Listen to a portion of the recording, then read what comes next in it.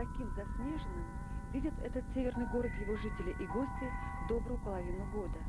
Имя его Сыктывкар в переводе с коми языка означает «город, стоящий на Сысоле».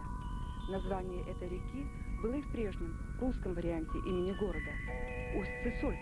Так значится он в именном указе Екатерины II, давший ему 25 января 1780 года статус уездного города.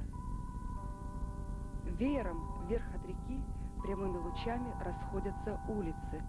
Так задумали зодчие более 200 лет назад возвести этот град.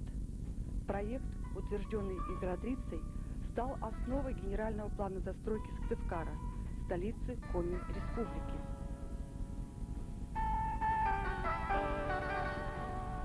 Сохранить дух города, его особый колорит – это, пожалуй, одна из главных задач, которая стоит сегодня перед сыктывкарскими архитекторами. Наш фильм о них, о сыктывкарских зодчих, создающих неповторимый облик нашего города.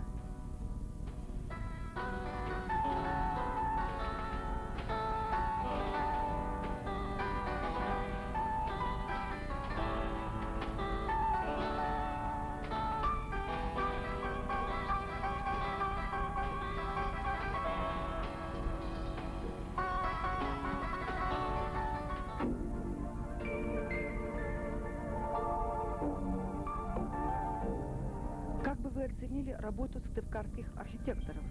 Сколько людей, столько и мнений, не правда ли? Но вот к мнению этого человека, пожалуй, стоит прислушаться особо. Знакомьтесь, академик Александр Григорьевич Рочиков, председатель правления Союза архитекторов РСФСР. На меня он произвел впечатление очень уютного города. Все-таки река, когда в городе, это сразу меняет какой-то душевный климат проживания и какой-то духовный облик города. В вашем городе, хотя и мало архитекторов, но к ним, мне кажется, отношение хорошее. И им дают возможность творчески работать. Того, чего не хватает для нашей профессии почти во всех городах нашей большой России. В чем это выражается? Ну, во-первых, идут какие-то интересные творческие замыслы, причем они реализуются на домостроительном комбинате. Вот эти детали какие-то нарисованные по-своему, какой-то характер, вот именно вот свой характер. Это очень важно, потому что мы так устали, нам так надоело везде видеть унылые коробки, примитивные, ну, предельно лапидарные, элементарно, ну, такие упрощенные. Это же калечит людей, в общем-то, такая примитивщина, которая каждый день с утра до вечера его окружает. И вот эти попытки я очень высоко оцениваю. Я считаю, что они перешли какой-то психологический барьер во взаимоотношениях со строителями, с доисковцами. И вместе, я был там у них сегодня, вместе стараются найти свою дорогу совершенствования самого главного – жилища. Ну, конечно, только начало. Город мне нравится, он какой-то масштабный, он не расползся как-то чудовищно. Люди как-то, может быть, поэтому ведут себя спокойно, несмотря на трудности с продовольствием и другими бытовыми неурядицами. В общем, я не знаю, я бы, конечно, если бы не боялся простудиться, я бы сейчас снял бы шляпу, как говорится, свою. Коммунистическая, центральная, выставочная улица Сыктывкара. Своеобразный городской стержень, на который нанизаны целые кварталы и микрорайоны. И все это на языке генерального плана застройки западный жилой район столицы республики. О том, как менялся облик центра города на протяжении последних 3 десятилетий, могут рассказать старые фотографии и, конечно, автор проекта его застройки, лауреат премии Совета министров СССР, государственной премии Коми АССР Владимир Иванович Сенькин. В прошлом главный архитектор города, сегодня главный архитектор республики и председатель правления Коми-организации Союза архитекторов России. Владимир Иванович, какие вы видите основные задачи, стоящие перед Союзом архитекторов сейчас? Перед Союзом архитекторов главная задача поднять все-таки уровень архитектуры. Сейчас государственные органы, все местные органы на местах очень озабочены тем, что долгие годы архитектуры не было. Вы знаете почему. С одной стороны, мы хотели получить больше квартир, а за счет этого все хуже и хуже были квартиры эти. Сейчас мы работаем, нарабатываем многие дела, чтобы все-таки в городах наших Коми-республики появились как можно больше индивидуальных проектов, чтобы жилье было другого качества, чем сегодня. А для этого нам нужно растить архитекторов, молодых архитекторов и старых, у которых так воспитали мы их, и сами себя воспитали. Сейчас надо нам переучиваться, наверное, в какой-то мере. Вот наша главная задача – качество. Я знаю, что при Союзе архитекторов в прошлом году была создана творческая мастерская «Орди». Какие перспективы она открывает для архитекторов? Это очень интересная организация. Там работают архитекторы, работают дизайнеры. Причем как раз вот архитекторам «Орди» даны большие права. Практически мы им даем все индивидуальные проекты. Им можно делать все, что они захотят. Конечно, нужно при этом какие-то мерки тоже надо знать, но все-таки они более раскрепощены, чем архитекторы в тех же государственных организациях, проектных институтах. Вот это мы хотим сделать. «Орди» возглавил архитектор Михаил Николаевич Соловьев. Очень интересный, талантливый архитектор, на наш взгляд. Не все у него получалось так, как хотелось бы, но я думаю, что мы сейчас его будем поддерживать, и у него будет получаться все. Владимир Иванович, что вы считаете главным в работе зодчего? Первое. Это надо всего себя отдавать творчеству. При этом иногда забывая о том, что есть семья, что есть какое-то личное время. Хороший архитектор работает и ночами, и иногда круглые сутки. Вот мы недавно делали конкурсы, мы работали сутками. От этого, конечно, и количественно, и, наверное, качественно все поднимается. И второе – качество, еще раз качество. Мы хотим, чтобы архитекторы свои вещи, свои произведения давали, с первого предъявления с высоким качеством, как говорят, с личным клеймом. Вот для этого мы сейчас создали в республике 4 персональные творческие мастерские. Мы очень надеемся на эти мастерские, потому что лицензии дали таким людям, которым мы доверяем, и от которых будем требовать так, чтобы они работали совершенно честно и очень качественно. Я все повторяю слово «качество». Качество архитектуры на первом плане у нас. Владимир Иванович, наверное, не случайно вы захотели со мной встретиться именно у этого здания, у здания горисполкома. Во-первых, будем считать, что это моя в какой-то мере лебединая песня в моем творчестве. Я сейчас много проектирую, у меня больше свободного времени, когда я ушел с должности главного архитектора. Но думаю, что это, конечно, лучшее, что мне удалось сделать за все годы моей работы.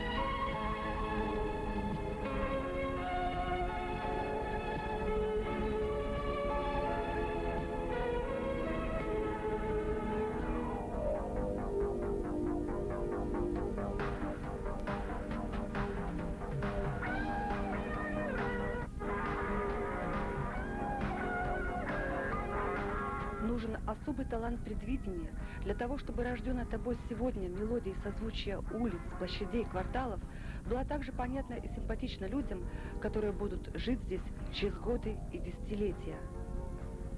На этих фотографиях проект застройки 3-го микрорайона Эжвинской части города. Еще одна попытка заглянуть в будущее. Архитектор Альбина Михайловна Байда уже более 30 лет ищет свой неповторимый алгоритм в какофонии современного градостроительства. То, что я считаю, что раньше вообще как-то и архитектура была забита, и архитекторы были забыты и забиты. Поэтому, наверное, вот эта серая однообразная застройка у нас. Вот посмотрите, у нас ведь довольно много уже, допустим, в городе таких индивидуальных проектов сейчас появилось, индивидуальных зданий, горисполком, скажем, консульство вот наше болгарское. Но ведь вы нигде не увидите вывески, что вот это архитектор такой-то запроектировал. Или же вот наши микрорайоны. Ведь это огромнейший труд. Вот, сделать проект застройки микрорайонов, но тоже ведь там нигде ни одного проекта, нигде ни одного архитектора нету.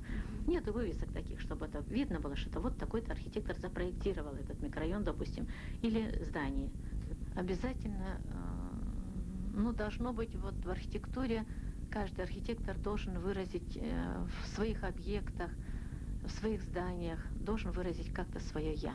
Вот для себя я считаю, что это самый мой удачный проект. Здесь мы применили принцип как бы старой квартальной застройки.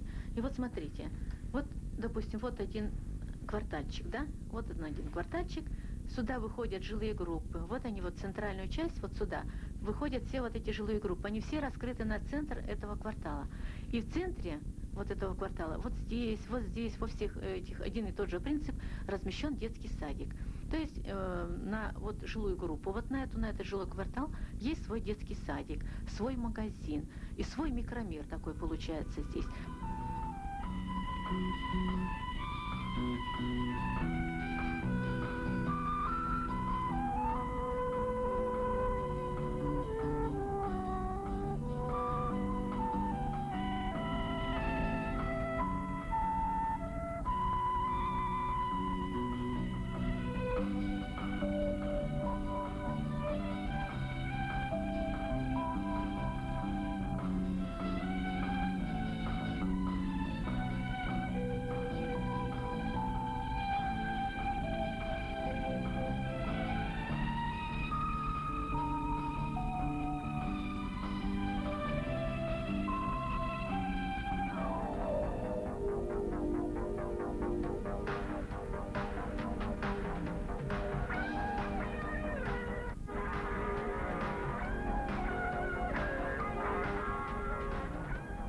В сфере интересов Геннадия Леонидовича Власова то, что можно назвать архитектурной стратегией, но вместо размашистых мазков тщательное, скрупулезное вырисовывание каждой самой мельчайшей детали. Так из тысячи незаметных штрихов рождается эскиз городской среды, которая завтра будет окружать нас с вами.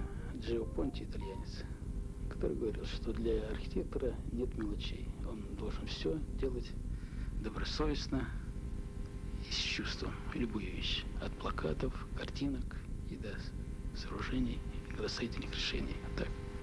Мне нравится эта работа, конечно. Мне нравится.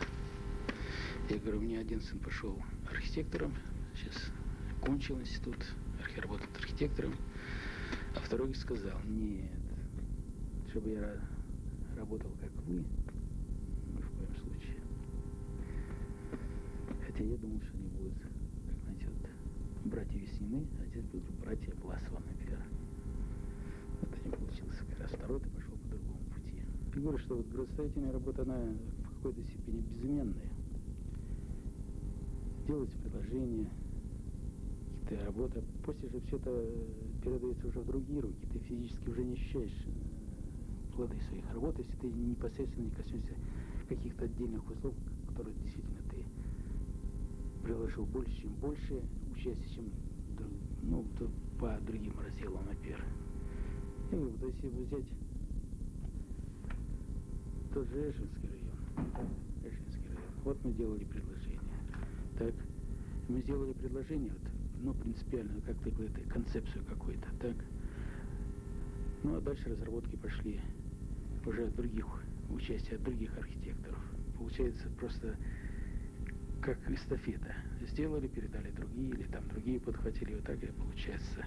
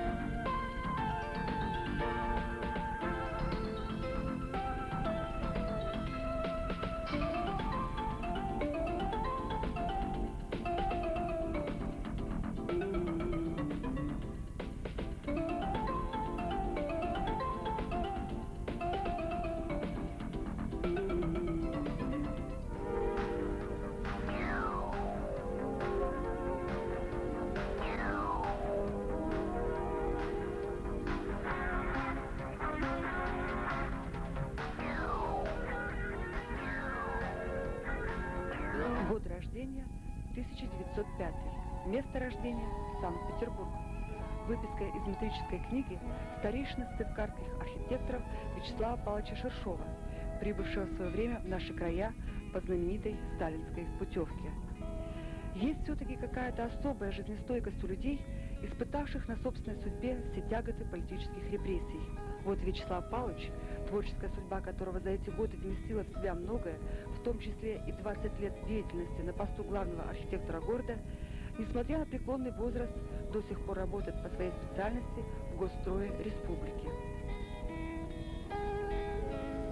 Намеченный путь оказался тот, который действительно мне нужен был. И поэтому, какие бы там были неприятности, это меня все-таки не могло так сильно огорчить, чтобы руки опускались. Я всегда с увлечением работал над каждой задачей. Так что это моя жизнь, понимаете? Вячеслав Павлович, вы в Стывкаре 46-го года, и практически вот современный Стывкар рос на ваших глазах. Вы могли бы сейчас определить основную тенденцию в развитии архитектуры нашего города? Вот как раз мне посчастливилось принимать участие в составлении генерального плана города в советское время. Ну, не прямо я участвовал, не являлся автором этого. Но тут была бригада из Гипрогорода, которую возглавлял архитектор Алексей Алексеевич Шестаков. Вот. Ну, я ему по всей возможности мог подсказывать, если можно так сказать, все нюансы, которые необходимы в жизни нашего города. Потому что вообще жилищное строительство началось это уже при бытности этого Никиты Хрущева. Потому что в сталинский период у нас дворцы строились, но забыты были строительство квартир. Понимаете? Так что так вот складывалось. Но они, конечно, были очень такие экономичные решения, неудобные. Я не знаю, в какой вы квартире живете, но, во всяком случае, там, кто мои знакомые живут, то они хорошим словом не вспоминают, понимаете.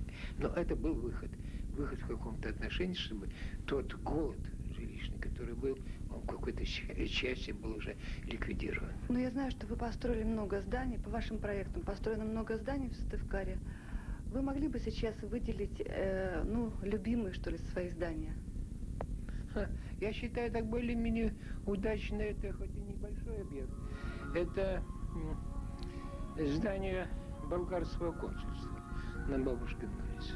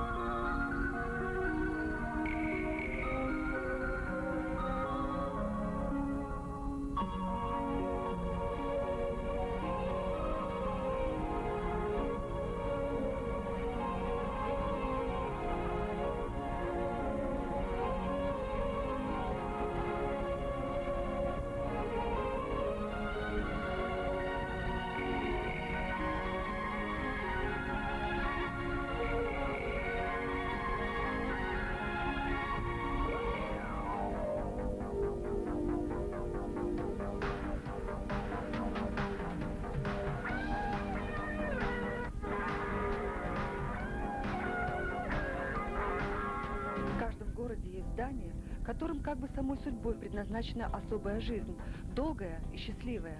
Олицетворяя собой неповторимое своеобразие города, здания эти увековечивают и имена своих создателей. Лауреат Государственной премии Республики Коми, главный архитектор Института Коми-Гражданпроект Альберт Дмитриевич Ракин, один из авторов проекта реконструкции пожарного депо, здания, ставшего своеобразной визитной карточкой Стывкара. Один даже знакомый мой сказал, когда вот Каланчо построили, это же было давно, лет 15, что можно тебе уже и не работать уже архитектором. Я всю жизнь мечтал стать летчиком. Вот. И уже даже вот в 9-10 классах я летал на планерах, вот у нас планерная школа была здесь, в Стывкаре. Вот. Но, к сожалению, вот судьба, вот у меня оказалось, что зрение не подошло к этой профессии. Вот. И вот как-то вот потянуло вот именно такой профессии. Я даже сравниваю, что профессия архитектора и летчика, она какая-то вот отважная профессия, потому что быть архитектором это, очень сложно. Если идея все принята, осуществлена, его надо доводить до конца. И надо прилагать максимум усилий, чтобы именно довести до конца свою идею. То есть какая-то решительность или какая-то настойчивость такая должна быть.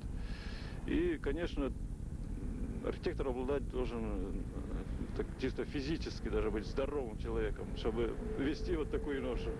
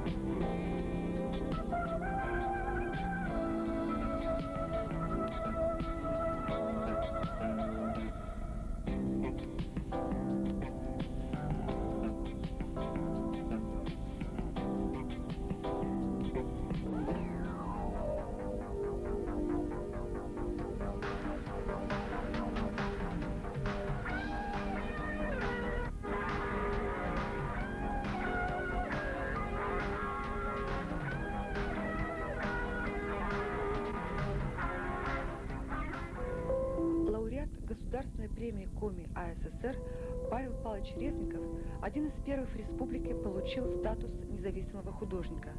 В прошлом году в Сыктывкаре открылась его персональная творческая мастерская. Павел Павлович, сейчас вы независимый архитектор. Что вам это дает? Видите ли, творческая мастерская для архитектора что дает? Во-первых, у него нету плана, он не сидит на плане. Он сидит на гонорарной оплате труда. То есть, что он заработал своим умом, своим талантом, своими руками, то он и получил. Значит, во-вторых, я могу выбирать уже тут работу, в зависимости от того, нравится мне эта работа или не нравится. Если в проектной организации мне что дадут, я должен был проживать и проглотить, то в этой ситуации я еще смотрю, подходит ли мне данная работа, нравится ли она мне, созвучна она ли мне, понимаете, или она действительно, я ее не могу делать, я тогда отказываюсь заказчику. То есть я имею свободу как человек как творческая личность выбирать. Или работает архитектор над своим зданием. То есть у него, понимаете, он рождает своего ребенка. Это дитё архитектора. Он его вынашивает, у него мысли какие-то, у него представления какие-то об этом сооружении. То есть ему кажется, что это самый красивый его ребенок. Но вот ребенок родился, его, значит, построили, понимаете, он видит свои уже какие-то недостатки. И все равно он его любит, потому что это его ребенок, понимаете. Но он думает так, что, понимаете, для того, чтобы архитектор делал что-то, чтобы он развивался, внутренний рост, как профессионал архитектор, он обязательно должен реализовывать свою работу. То есть он должен пройти ее от начальной стадии эскиз до реализации, до сдачи его государственной комиссии. И вот когда высшая его оценка, конечно, его достижения, это население, это общество, для которого он, собственно, строит. Ведь архитектор не для себя делает, он исполняет, это слуга народа, то есть он выполняет заказ общества. И поэтому и говорят, что архитектура – это одежда общества, одежда народа. И чем богаче, чем культурнее народ, соответственно, одежда у него красивее. А есть у вас в Сыктывкаре любимый ребенок? Я имею в виду здание, которое было построено по вашему проекту.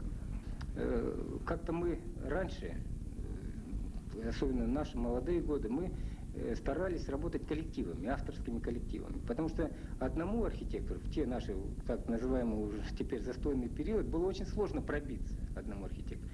Поэтому, как правило, группа архитекторов молодых объединялась в единый какой-то авторский коллектив, и на основе вот этого коллектива создавала тот или иной проект, работала. Трудно сказать какую-то часть, как правило, эта идея рождалась коллективно. Кто-то что-то в планировочном решал более, кто-то архитектурный облик здания искал. Это совместно коллективная работа. В частности, авторские коллективы у нас приняты в архитектуре, особенно крупными комплексами и прочее. Но я считаю, что, на мой взгляд, такой работой, которую мне более-менее это мы сделали горисполком здание. Значит, Ракин Альберт Дмитриевич, Сенькин, вот и я, мы делали эту работу, получили за нее на первом всероссийском смотре-конкурсе диплом первой степени. Эта работа была отмечена.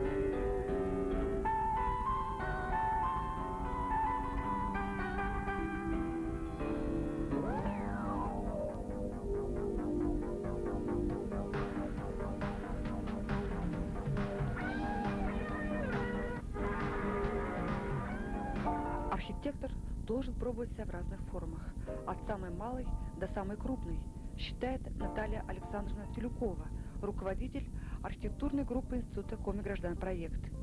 И еще Наталья Александровна верит, что лучшие ее проекты впереди. В каждой профессии есть, наверное, такие моменты, когда приходит какое-то разочарование, когда опускаются руки. И в вашей профессии, наверное, такие минуты бывают, да? Знаете, слишком часто даже, и особенно в последнее время. То, что мы делаем, вот макет, вот если взять, от него ведь половина не останется того, что если вот он пойдет в реализацию. Нет тех строительных материалов, нет базы инженерной, та, которая могла бы этот проект осуществить. Ну и столько сложностей. Наш же труд, он коллективный. В общем, участвует ведь очень много. И профессии, это вот наши все смежники, сантехники, электрики, все. И поэтому потом вот это, я считаю, это большой, как сказать, порог нашей социалистической системы. Это наше вот плановое хозяйство и все остальное. Вроде бы и плюсы есть в этом, но в то же время мы, понимаете, мы так зажаты вот этой типизацией всей, что что-то сделать и не дали. Мы не можем сделать круглое окно. Ну что такое архитектор, и он не может сделать круглое окно, потому что нигде никто этого не может сделать. Просто вот нарисовать мы это все нарисуем, и именно вот где-то там задумано архитектора или треугольно, или еще что-то. Вы посмотрите всю нашу архитектуру старую, вот прекрасную историческую вот эту застройку. Сколько там всяких элементов, нюансов, все. У нас же сейчас нам дают 3 панели, 2 размера окна, 1 дверь, и из этой делай архитектуру. Это же, немыслимо. Свои проекты, в принципе, не узнаешь. Некоторые вот интерьеры, которые я занималась, более-менее они решены, но это какие-то фрагменты, кусочки. Это не архитектура, это просто вот действительно что-то такое, знаете, вот маленькое, где действительно то, что задумывала, то и получилось. Сейчас вот у нас новая вот эта организация «Орди», там идут очень интересные индивидуальные проекты. То, что нам интересно делать архитектором, именно индивидуальное, то, что где ты можешь себя выразить, как-то что-то, какие-то свои задумки, осуществить все. А в институте, конечно, сложно, очень много типового, это просто раскраска фасадов, этим мне интересно заниматься.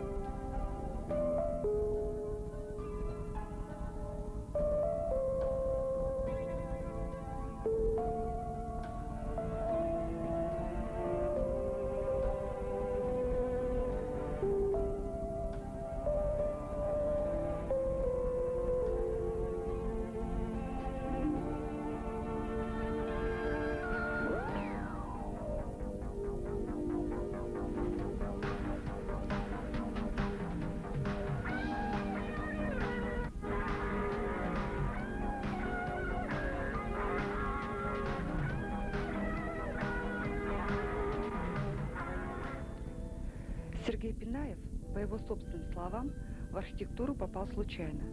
Совсем по-грибоедовски. Шел в комнату, попал в другую. Но, кажется, нисколько не жалеет об этом. Сережа, какое из зданий, построенных по твоему проекту, нравится тебе больше всего? Ну, трудно сказать. Ну, мне вот этот магазинчик больше всего нравится. Хотя он вроде и маленький, и типовой. Вернее, магазинчик не типовой, а сами здания. Вот. Но я попытался здесь сделать, ну, такую, ну, скажем так, гуманную среду, чтобы людям было интересно.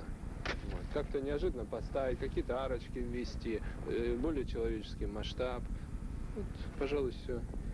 Сережа, что бы ты хотел, чтобы было построено по твоему проекту? Ну, скажем так, твоя мечта. Что-нибудь интересное. Ну, например. Чтобы полностью отвечавшее на 100% моим замыслам. Потому что, к сожалению, реализация замыслов, ну, в лучшем случае, 50% идет. По разным причинам. Вот, и не от нас зависим в основном. Но я считаю, что архитектура должна быть более гуманна, более человечна. Ну, просто даже взять, если масштаб, она более масштабно человеку должна быть. Вот. Надо уходить от этих огромных многоэтажных коробок, которые просто безликие, просто нечеловечные, просто неинтересные.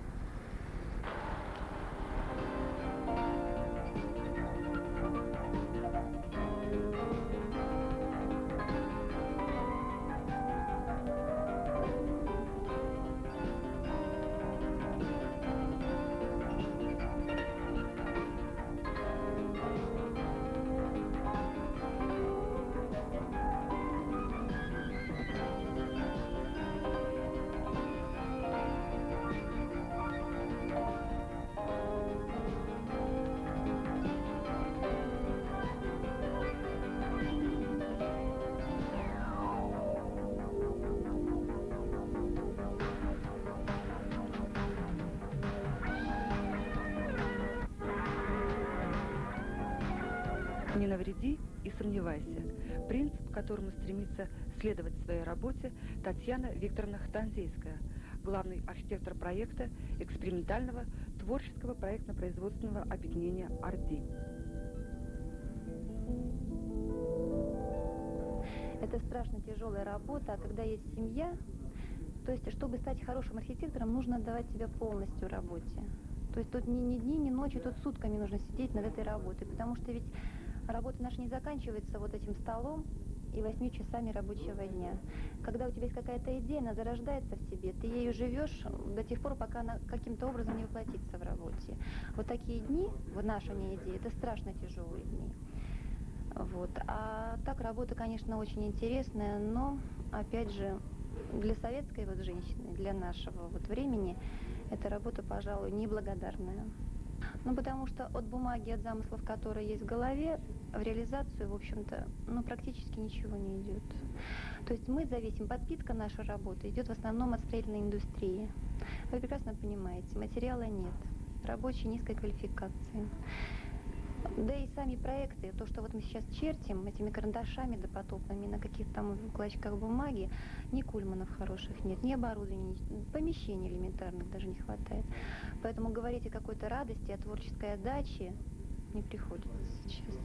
Вот, я бы, конечно, хотела, чтобы к нам, к архитекторам, особенно вот к тем, кто работает в институтах проектных, относились, в общем-то, не как, сказать, к рабочим лошадям, к технарям, а к людям все-таки творческим. Потому что ведь тот замысел, который зреет у нас вот в голове, он, в общем-то, подобен замыслу художника, пишущего картину, или поэта, сочиняющего стихи, или музыку. То есть мы не просто люди, которые вот взяли СНИП и, так сказать, вычертили по СНИПу, мы люди все-таки творческие, мы где-то даже художники. И относиться к нам нужно, может быть, без той доли жесткости, которой, в общем-то, подвергаются архитекторы вот сейчас на работе в институтах проектных.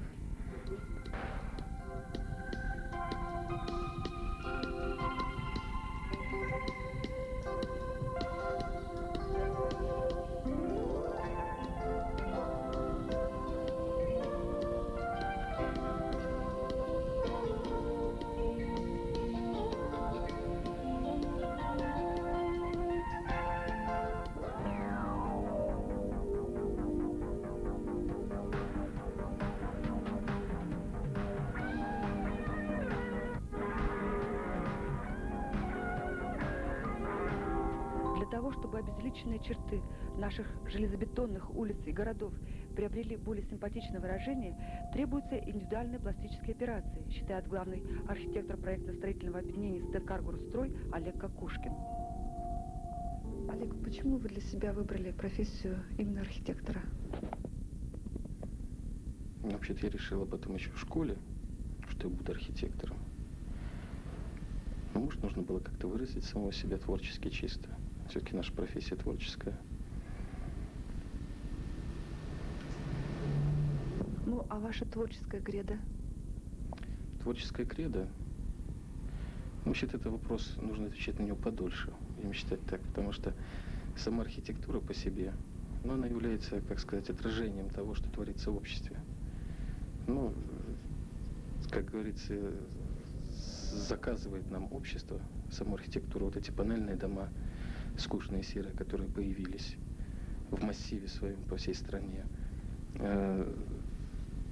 Типовая застройка. То есть архитектор, в принципе, превратился в человека, который привязывает проекты, а не занимается чистым творчеством, будем считать так, для людей. Ну, творческая кредо, от панельных домов-то мы никуда не идем, но сделать жилье человека более, прямо сказать, можно более человечным, более таким уютным, комфортным, сделать, допустим, сам дом таким, чтобы на нем можно было остановить взгляд, а не мелькнуть по нему глазами. Ну, пожалуй, так. Есть ли у вас любимое здание, которое уже построено по вашему проекту? Есть. Вот здание, в котором мы находимся.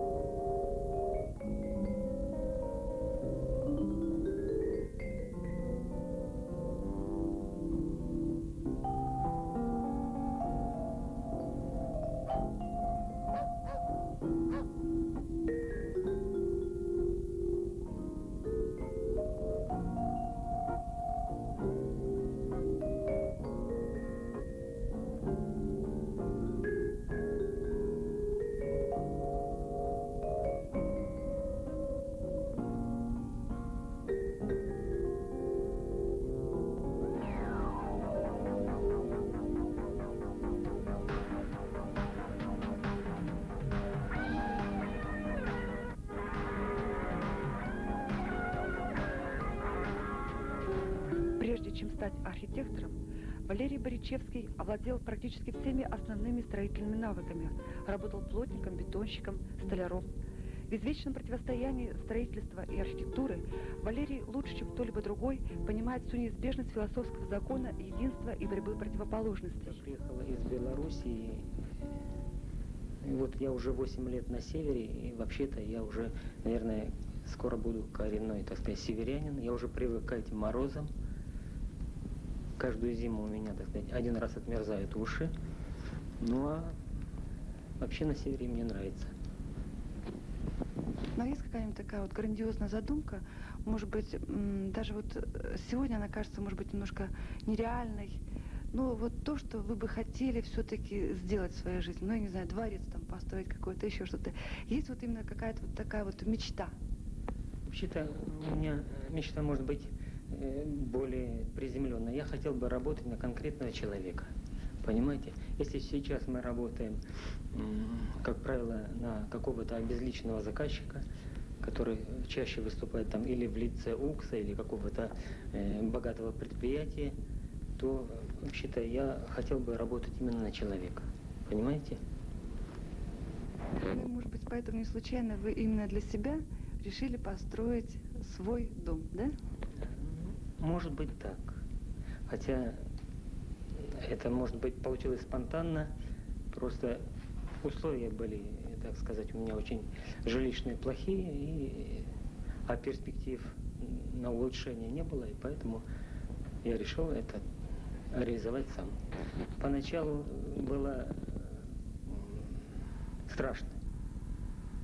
прецедентов таких не было. У нас архитекторы никогда сами себе дом не строили. Мы все ждем квартиру у государства. Поэтому поначалу бывало так, что просыпался ночью в холодном поту. Ну, потом втянулся. Назад хода уже не было, поэтому я стал это дело строить.